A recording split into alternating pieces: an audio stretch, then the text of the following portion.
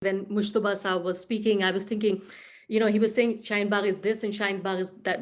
That this is Shaheen Bagh and this is not Shaheen Bagh. I was thinking Shaheen Bagh is many things to many people. Trust me, Asif Saab, I mean, how I looked at it as a journalist, I thought this was also democratization of our TV screens. Shaheen Bagh was also democratization of our news cycle. Shaheen Bagh was also democratization of our headlines, that how only one particular section of our society, which has been traditionally socially and politically dominant on not just the last 75 years of the history of independent India, but I would say last 1,000 years, they have dominated the Indian society, politics, economy, and they also dominate our news cycle. They also dominate our news screens. I thought what Shaheen Bagh did was, for several days, 100 days of light that Shaheen Bagh brought, that also democratized this whole public space. I mean, I can't even imagine,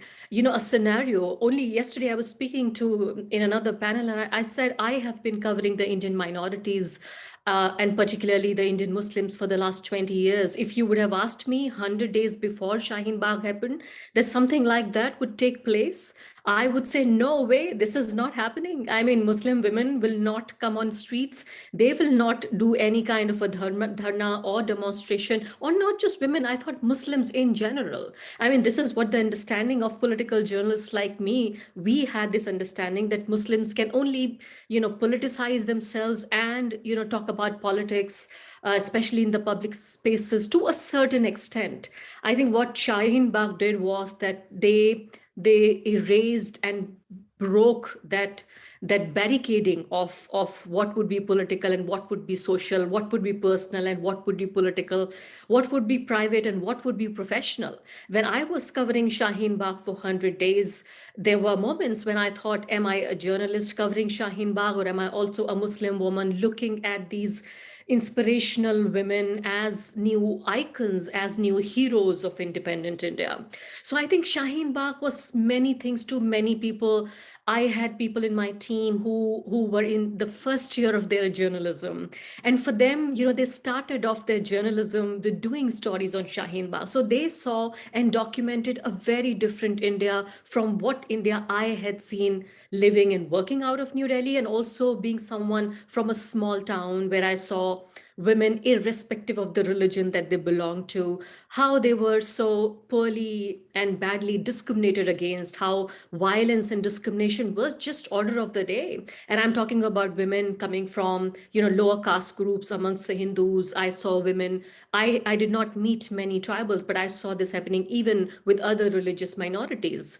In fact, even for the all, everything that we say about Savarnas, even women from Savarna households, I saw them so terribly, discriminated against. So that was one kind of women I saw, and the another kind when I saw the professional, modern women, and then came the women of Shaheen Bagh. So this was very different, and so a lot of people. I am also a journalist. I covered Shaheen Bagh. I also covered the farmers' movement. My platform and me in the capacity of a journalist, um, very widely we covered. And, there were farmers and other people, activists who would say, oh, look, the farmers movement was successful because the laws were withdrawn and Shaheen Bagh was not successful.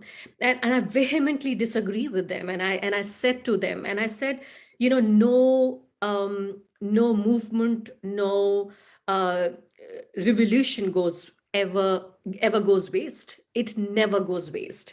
The things that it gives to us, it's even beyond our control. That the streams, that in different streams that it goes to, the different directions it goes to. Like, nobody would have thought that Shaheen Bagh was, starting to be a feminist movement within the Muslim community. I mean, with all respect to the Muslim men who are participating in this discussion, and also other Muslim men who are listening to this broadcast, listening to this program, I'm saying this was also a social churning. This was also, it brought, I would say, a deep social change even within the Muslim community. So not just inter-community, but intra-community changes as well. So when I say Shaheen Bagh, why was it started? I'm sure there may be 1,000 reasons that different people see why Shaheen Bagh happened, why that 100 years of light the Indian democracy, Indian nation, Indian society saw. But I think revolutions and movements, we start not because there is a guarantee. Somebody writes that to us that, okay, after 100 days or 200 days or 300 days, you will be successful. You do not start a revolution or a movement because there is a guarantee. You start it, you do this because it is immoral. You have to counter and fight against the immorality. So we fought, I think the Indian Muslim women fought against the immorality and immoral politics and immoral policies of the government. So immorality has to be fought. And that is why women came forward and they fought this immoral law. I'm sure, I mean, there were different other reasons. And I agree with Asif Saab when he's saying that, this was like a tip of the iceberg. And there was just only this much that a community could take. And it kind of spilled on its own. When there were the 40 women, when they came forward, there were other 400 women, then 4,000 women. And it is not just in Delhi, mind you, and I feel I'm fortunate to also be one of those people who actually got to witness not just the Shaheen Bagh, the headquarter, the I would say the fountainhead that it was in Shaheen Bagh, but I also saw it in different cities of India. I saw it in Bhopal, I saw it in Lucknow, I saw it in Meerut, I saw it in Bangalore, I saw it in Ahmedabad, and how it changed cities, how it changed communities, how it changed women themselves who were participating in Shaheen Bagh movement. So, and it changed me as a journalist, somebody who I feel has been hardened by so much that I've seen. I've covered wars, I have covered devastation, I have seen so much of bloodshed. I have seen families tearing apart. And even then, when I started covering Shaheen Bagh, it changed me as a human. It changed me as a journalist. And it kind of added so much to my, wealth of knowledge and how I saw society, and realizing that there is nothing static about it. And now let me connect you to what happened in late 2019 and early 2020 to now what's happening in early 2022. I feel the way Muslim women are being attacked online, the way shamelessly they are being auctioned online, and especially Muslim women who are empowered, who have social and political agency, the women that I call a rare species, because women in general, it's very difficult for women to take part and make something of their lives on their own. And it becomes triply difficult if you are a Muslim woman. Why it is difficult? Because first of all, most of the Muslims are poor. Then most of the Muslims are uneducated and unemployed.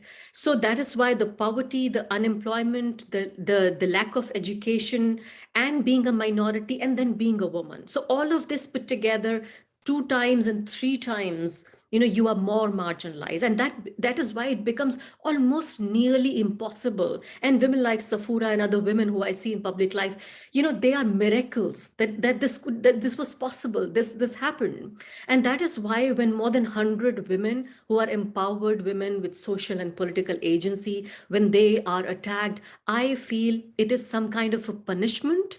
It is some kind of an act, a revenge on Muslim women for putting up this first political pushback against a majoritarian state, against a majoritarian leader. So I feel I mean, you may have forgotten Shaheen Bagh, Muslims may have forgotten Shaheen Bagh, women themselves may have forgotten Shaheen Bagh, but somebody who got the first political pushback has never forgotten what Shaheen Bagh did to them and how they disturbed their whole project, how they disturbed this whole idea, this new nation that they were building. Shaheen Bagh women, they came and built a wall between, a democratic, secular country and a theocratic Rashtra. They were the wall, and they themselves put themselves and built this whole wall. So they will never forget and forgive the women of Shaheen Bagh. And that is why I feel, this act of vengeance, this revenge on Muslim women, when more than 100 of them are attacked online to ridicule, to dehumanize, to delegitimize their voices. But But as I always say, that nothing is static. They thought they could do this to Muslim women. They thought they could do this to, humiliate Muslim society in general, or very vocal, outspoken political women in general, not just Muslim women in particular. But what happened was, the byproduct of that was that all over the screens, all over the headlines, national headlines, international headlines, national and international screens, everywhere, and also including the social media sites, you saw all Muslim women. It's been now almost a week, I would say more than a week. Everywhere you are getting to hear and see and read and listen to Muslim women, everywhere.